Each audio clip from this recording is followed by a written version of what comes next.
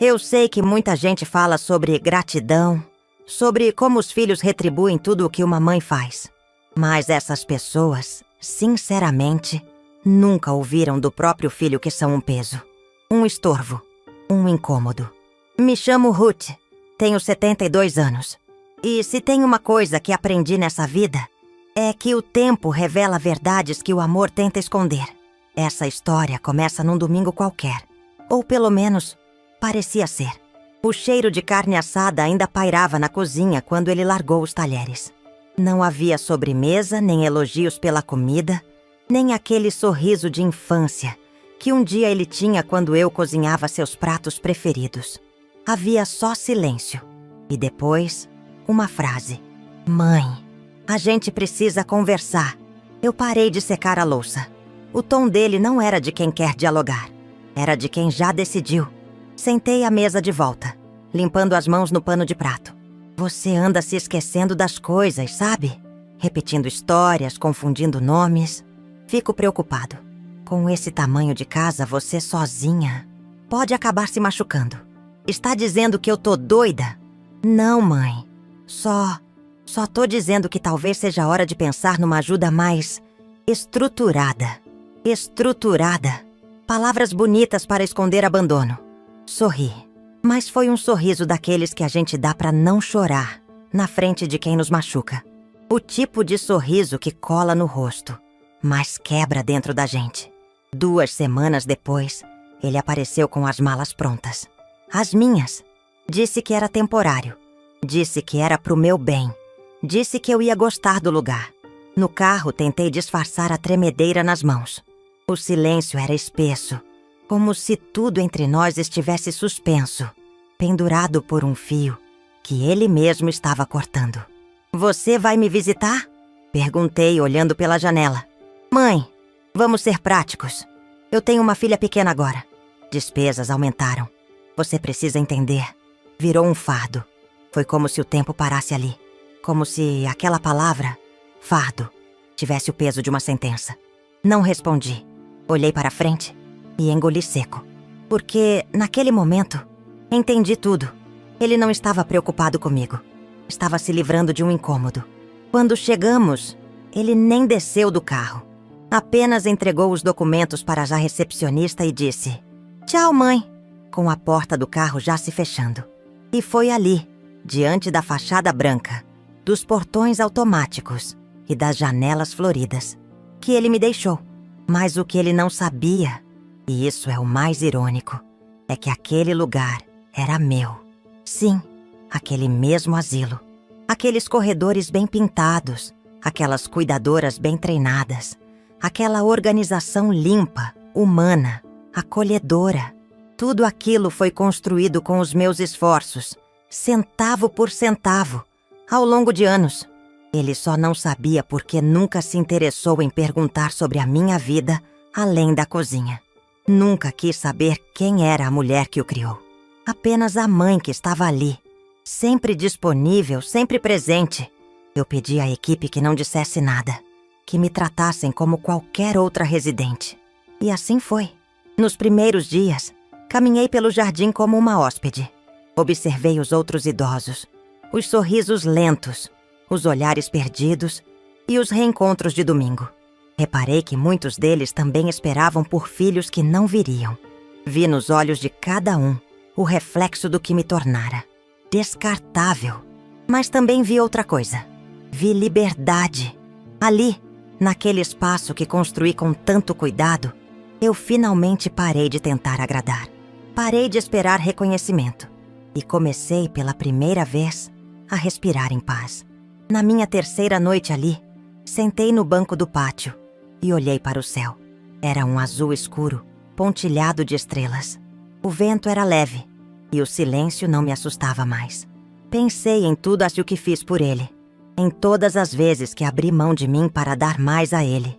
E pensei, é aqui que começa a minha nova história. Porque eu não sou um fardo. Nunca fui. Eu sou o alicerce. Eu sou raiz. Eu sou o começo de tudo. E agora, sou dona do meu fim também. Não foi do dia pra noite que eu aprendi a esconder minhas vitórias. Isso veio com o tempo, com as decepções, com o cansaço de explicar minha força para quem só queria minha servidão. Eu era Ruth, apenas Ruth, a mãe que cuidava, que cozinhava, que economizava, que sorria mesmo quando doía. E para muita gente, inclusive meu filho, eu era só isso. Mas eles nunca viram quem eu era quando ninguém estava olhando. A verdade é que, antes de ser mãe, eu fui mulher. E essa mulher teve sonhos que precisaram ser deixados de lado quando a vida apertou. Meu marido nos deixou quando meu filho tinha apenas 4 anos. Saiu com a desculpa de que precisava encontrar a si mesmo e nunca mais voltou. Deixou dívidas, aluguel atrasado e um filho com febre que não parava de chorar à noite. Ali, naquele quarto pequeno e abafado, eu jurei para mim mesma que ele jamais passaria fome. E cumpri. Trabalhei em tudo que aparecia. Faxina, cuidar de idosos, levar e buscar filhos de outros, vender doces. Mas foi no cuidado com os idosos que encontrei mais do que uma renda. Encontrei propósito. Enxergava naqueles olhares frágeis o que eu temia viver um dia. Ser esquecida. Aos poucos, comecei a sonhar com algo diferente. Um lugar onde pessoas como eles e como eu fossem tratadas com dignidade. Um espaço que fosse casa e não castigo. Que cheirasse a bolo, não a desinfetante. Foi numa noite dessas, enquanto cuidava da dona Amélia, uma senhora doce com demência leve, que conhecia a advogada do neto dela, Elisa, uma moça jovem, afiada e com um coração raro. Contando a ela sobre meu sonho, ouvi pela primeira vez a frase: "Você tem cabeça de empreendedora, Ruth. Só falta alguém para te orientar." Ela me ajudou. Fez as contas comigo. Me mostrou caminhos legais. Ensinou a investir aos poucos. Me apresentou um amigo corretor que me ofereceu um pequeno terreno nos fundos da cidade. Na época, mal urbanizado. Eu comprei. Com medo, sim, mas também com coragem. Passei 10 anos juntando tudo. Cada extra. Cada Natal com presentes reciclados. Cada blusa velha que não troquei. E aos poucos, aquele lote vazio virou planta. A planta virou obra. A obra virou estrutura. E a estrutura virou o que hoje é o Asilo Coração Sereno. Não coloquei meu nome na fachada. Não quis. Preferi deixar no nome de uma sociedade limitada administrada por mim e Elisa. Isso me deu liberdade e proteção. E também discrição. Meu filho nunca perguntou de onde vinha meu dinheiro. Achava que eram benefícios do governo. Nunca quis saber por que eu passava tanto tempo fora, mesmo aposentada. Estava ocupado demais crescendo, estudando, se casando, tendo uma filha. Eu me orgulhava disso. Mas doía ver que ele nunca dizia: "Obrigado, mãe." No dia em que me levou ao asilo, ele pensou que estava me pondo em um depósito de idosos. Pensou que estava me tirando do caminho. O que ele fez, sem saber, foi me devolver ao centro da história. Da minha história. Na primeira semana ali como hóspede, observei tudo com olhos de gestora. A equipe ainda seguia os protocolos que deixei com Elisa. A cozinha funcionava como sonhei. Refeições simples, mas feitas com respeito. Cuidadoras que olhavam nos olhos. Não havia gritos. Não havia abandono. No refeitório, sentei ao lado de Dona Adélia, uma mulher de fala mansa e olhos úmidos. "Seu filho te trouxe?" Ela perguntou. "Trouxe, sim. O meu também. Disse que eu ia atrapalhar menos aqui." Nossos olhares se encontraram. Tinha algo ali que unia todas nós. Algo que não era fraqueza. Era sobrevivência. À noite, no meu quarto, olhei para as paredes claras e pensei: é por isso que construí esse lugar. Porque um dia eu sabia que poderia ser uma de nós. Mas ainda havia uma parte de mim que sangrava. A parte que lembrava dos anos em que meu filho, aos poucos, parou de perguntar como eu estava. As datas esquecidas. Os convites que não vieram. Os jantares de Natal em que ele não pôde vir. Essa negligência silenciosa. Ela mata aos poucos. Apaga a gente da própria para-história. E foi por isso que escolhi ficar calada, mas presente. Silenciosa, mas inteira. O que ninguém sabia era que cada parede daquele lugar tinha um pedaço meu.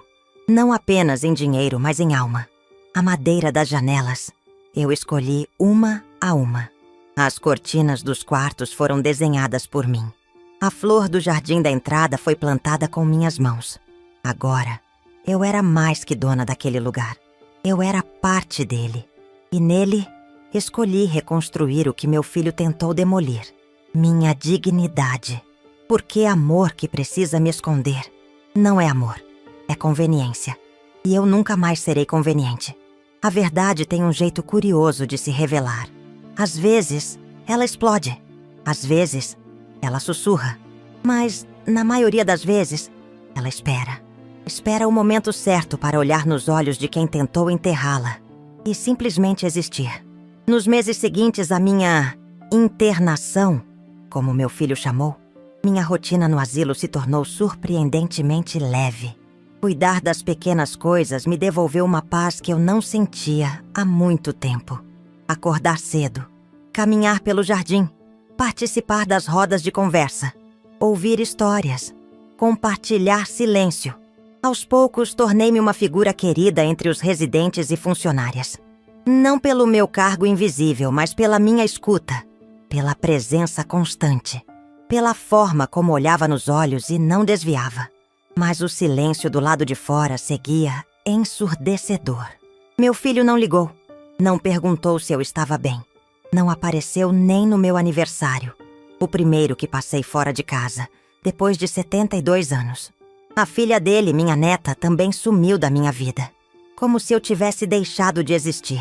Até que um dia, numa tarde morna, ouvi uma conversa entre duas enfermeiras perto do refeitório. Dizem que o filho da dona Ruth tá passando um perrengue danado. Negócio fechado. Dívida batendo na porta. Sussurrou uma. Jura? Ele parecia tão certo de si, respondeu a outra. Continuei andando como se não tivesse ouvido. Mas meu peito pulsava com uma certeza. Ele voltaria. Não por mim, mas por necessidade. Não demorou. 3 dias depois, fui chamada à sala da administração. A diretora, Juliana, me esperava com um olhar respeitoso e um leve incômodo no rosto. Dona Ruth, seu filho está aqui. Disse que quer conversar com a senhora. Está insistente. Respirei fundo. Pedi que o levassem à sala de reuniões. Pedi também que ela ficasse. E que a enfermeira-chefe Sandra nos acompanhasse. Era hora de mostrar, com calma e dignidade, quem eu era. E sempre fui. Ele entrou apressado. Terno amarrotado, olhar ansioso, sorriso forçado. Mãe, que bom te ver. Desculpa ter sumido. Tanta correria, sabe? Trabalho, a pequena. Mas enfim, eu queria muito conversar com a senhora. Sentei devagar na cabeceira da mesa. Juliana e Sandra se posicionaram discretamente ao lado. Na minha frente, a pasta de documentos que eu mesma pedi para resgatar do cofre administrativo. Pode falar, filho. Estou ouvindo. Bom, não é fácil dizer isso. Tive alguns problemas com a empresa. Coisas que saíram do controle. E pensei que talvez a senhora pudesse me ajudar um pouco. Com alguma quantia. Temporária, claro. Só para equilibrar até o fim do mês. Peguei a pasta, abri, retirei a escritura, o contrato de fundação, o organograma da diretoria, todos com meu nome completo. E deslizei os papéis pela mesa, até parar bem à frente dele. Ele franziu a testa, depois os olhos. Leu uma linha, 2, voltou, leu de novo. O que é isso? Isso aqui, falei com voz calma. É o lugar onde você me internou. Só que tem um detalhe. Ele é meu. Silêncio. Sandra se retirou discretamente. Juliana cruzou as mãos no colo e olhou para o chão. Eu mantive meus olhos nos dele. Você acha mesmo que passaria o resto dos meus dias num lugar qualquer, sem escolha, sem voz? Continuei. Você acha que tudo que fiz a vida inteira foi só cozinhar para você? Ele não conseguia falar. Apenas ficou ali, sentado, olhando para os papéis como se fossem espelhos. Eu construí isso com as minhas mãos, com as minhas noites em claro, com os anos que você nem quis saber onde eu estava. Enquanto você crescia, estudava, esquecia meu aniversário, eu estava construindo este lugar. E você, sem saber, me devolveu à minha própria casa. Ele tentou dizer algo, mas nada saiu. Estava pálido, pequeno, desmontado. Eu pedi à equipe que não dissesse nada.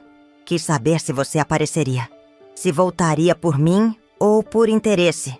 Agora sei. Levantei-me, recolhi os papéis com calma. E antes de sair, disse: eu não sou um fardo, mas talvez você seja um alerta do que o ego pode fazer com quem esquece suas raízes. Deixei-o ali, sentado, em silêncio, cercado de verdades que ele tentou evitar. Naquela noite não dormi cedo, mas não foi tristeza que me tirou o sono. Foi alívio. Pela primeira vez, eu não precisei gritar para ser ouvida. Não precisei implorar por reconhecimento. Bastou mostrar quem eu sou e deixar que ele visse o que nunca quis enxergar. Porque o silêncio não é esquecimento, é preparo. Tem gente que acha que o oposto de amor é o ódio.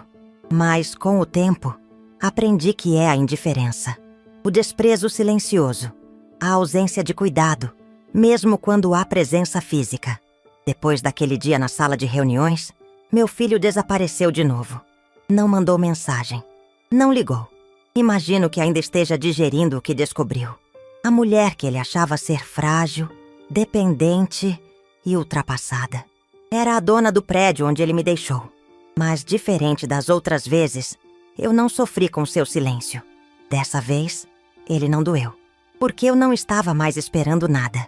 Pela primeira vez, não havia em mim aquela esperança infantil de ser vista, reconhecida, amada como mereço. Havia só uma serenidade estranha, mas firme. Eu me bastava. Na semana seguinte, convoquei uma reunião interna com a diretoria do asilo. Sentei com Juliana e Elisa, minha advogada e sócia de confiança desde sempre, e propus algo novo. Um projeto interno para acolher idosos em situação de abandono. Quero destinar parte dos lucros mensais para isso, disse sem hesitação. Vamos dar prioridade a quem foi deixado sem escolha. Eles merecem mais do que um teto. Merecem dignidade. Nos olhos de Elisa vi a mesma admiração silenciosa de anos atrás, quando tudo ainda era um esboço no papel. Ruth, isso vai mudar vidas, ela disse, emocionada. E vai honrar tudo que você construiu. Batizamos o programa de Última Casa Primeira Escolha. Um nome simbólico. Uma mensagem direta. Ninguém ali estaria ali porque foi descartado, mas porque merecia respeito. Em pouco tempo, começamos a receber histórias duras, cartas escritas com letra trêmula, pedidos emocionados de filhos que diziam: não posso cuidar, não tenho estrutura, não há espaço em casa. E cada novo hóspede chegava com o mesmo olhar, de quem já não espera muito da vida. Mas ali encontravam mais do que abrigo. Encontravam escuta e esperança. Passei a andar pelos corredores com propósito. Não mais como hóspede, mas como parte viva daquela estrutura. Abracei, escutei, conversei, rezei em silêncio ao lado de muitos. Reaprendi o valor do toque, do olho no olho, da paciência. Um dia encontrei Dona Neuza sentada na varanda. Ela chorava em silêncio, com uma carta rasgada no colo. Está tudo bem? Perguntei, sentando ao seu lado. Meu filho escreveu. Disse que não vem mais. Que isso aqui... Ela hesitou. É lugar para quem não tem mais utilidade. Segurei sua mão. Aqui não é um depósito. Aqui é uma casa. E você é parte dela. Ela me olhou como quem busca chão. E naquele olhar, encontrei um pedaço de mim. Foi nesse mesmo mês que tomei outra decisão. Reescrevi meu testamento. Com a ajuda de Elisa, deixei 60% do patrimônio destinado ao fundo de assistência do asilo. Os outros 40% deixei livres, com cláusulas claras. Seriam divididos apenas se não fossem usados para fins pessoais por parte da família. Quis deixar algo, sim, mas com consciência. Meu filho ficou sabendo. Não sei como. Talvez por terceiros. Dias depois apareceu novamente. Mãe, podemos conversar? Conversamos. Dessa vez, sem plateia. Só nós dois. Sentados no mesmo jardim onde eu vi as flores crescerem em silêncio. Eu errei, ele disse olhando para as mãos. Eu fui egoísta, covarde. E você sempre foi mais do que eu quis enxergar. Eu ouvi, com respeito, mas sem pressa de perdoar. Não vim aqui buscar desculpas. Ele continuou. Vim só para dizer que, se um dia você quiser me ver como filho de novo, eu tô tentando ser alguém que mereça isso. Respirei fundo. Você já foi meu filho, de muitas formas. Mas eu precisei aprender a ser minha mãe também. Cuidar de mim do jeito que você não soube. Ele assentiu, os olhos úmidos. Talvez agora eu comece a entender o que é ser mãe. E talvez agora, completei, eu comece a entender o que é ser livre. Não houve abraço. Não houve reconciliação cinematográfica. Mas houve verdade. E isso já era mais do que qualquer presente de Dia das Mães que ele tenha me dado na vida. Desde então seguimos distantes, mas respeitosos. Ele me liga de vez em quando. Eu atendo. Falamos da neta, da saúde, mas sem ilusões. A ferida virou cicatriz. E cicatriz não dói, mas ensina. Hoje caminho por esses corredores com passos firmes. O asilo não é mais apenas minha propriedade. É meu legado. Porque o que me chamaram de peso, um dia, se tornou alicerce. E que sorte a minha poder ser base, e não bagagem. Quando somos jovens, acreditamos que deixar um legado é algo grandioso, imenso, quase épico. Pensamos em patrimônios, homenagens, medalhas. Mas com o tempo, e principalmente com a dor, descobrimos que os legados mais profundos não têm forma. Eles têm impacto. Hoje, aos 72 anos, eu caminho lentamente pelo jardim do asilo. As rosas que plantei no outono estão começando a se abrir. Vermelhas, fortes, sobreviventes como eu. Não espero mais visitas. Não conto mais datas. Mas não estou sozinha. Caminho entre pessoas que, como eu, foram descartadas por aqueles que prometeram amor eterno. Escuto histórias parecidas, com variações pequenas. Minha filha disse que era melhor para mim. Meu neto nunca mais ligou. Meu genro achava que eu atrapalhava. Sempre as mesmas frases ditas com olhos diferentes.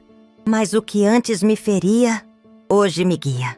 Com o projeto social implantado, recebemos cada vez mais moradores que chegam quebrados. Emocionalmente, fisicamente, silenciosamente. A cada novo nome que entra, vejo a mim mesma ali. E tento ser para eles o que ninguém foi para mim naquele momento. Acolhida. Alguns me chamam de Dona Ruth da Flor do Peito. Dizem que meu olhar tem cheiro de café fresco. Eu sorrio, porque sei que é isso que quero deixar. Uma memória de calor. Outro dia, uma nova hóspede chegou. Maria Eugênia, 78 anos. Elegante, mas com os ombros caídos. Na primeira noite, sentou no refeitório, mas não tocou na comida. O prato não está do seu gosto? Perguntei. É que comida boa demais me dá saudade. Me lembra quando eu era importante. Sentei ao lado dela. Cortei devagar os legumes no meu prato e disse: aqui, a gente não é importante pelo que já fez. É importante só por existir. Ela chorou em silêncio e segurou minha mão. Foi assim que começamos nossa amizade. Mais uma. As cuidadoras dizem que minha presença muda o ambiente. Que quando passo, o clima muda. Mas o que elas não sabem é que esse clima é feito de escolhas. Escolhi não endurecer, não me vingar, não reproduzir a indiferença que recebi. Algumas pessoas me perguntam se perdoei meu filho. Eu respondo com calma. Eu me libertei dele. E para mim, isso basta. Ele ainda liga, de vez em quando. Agora com outro tom. Fala menos de si e pergunta um pouco mais sobre mim. Já é alguma coisa. Mas não me iludo. Não espero. Apenas escuto. A resposta mora na minha serenidade, não na palavra dele. Deixei claro no testamento. Minha maior herança está neste lugar. Nos corredores com música ambiente. Nos quartos com cortinas claras. Nas refeições feitas com cuidado. No olhar de cada idoso que reaprende o que é dignidade. Um legado vivo. Nos finais de tarde gosto de sentar no banco de madeira ao lado da fonte. Observar os peixes, as folhas balançando, o céu ficando laranja. É ali que converso comigo mesma. E com ela também. A Ruth de 40 anos atrás, que lavava chão com as mãos rachadas e sonhava em ser vista. Hoje eu a vejo e a honro todos os dias. Descobri que a paz não vem do que nos devolvem. Vem do que a gente constrói apesar da ausência. Ser esquecida por quem você criou dói. Mas ser lembrada por quem você inspira, cura. E se hoje eu pudesse deixar uma frase para quem carrega o peso de ser rejeitado, seria essa: você não é um fardo. Você é a base que sustenta histórias, inclusive a sua.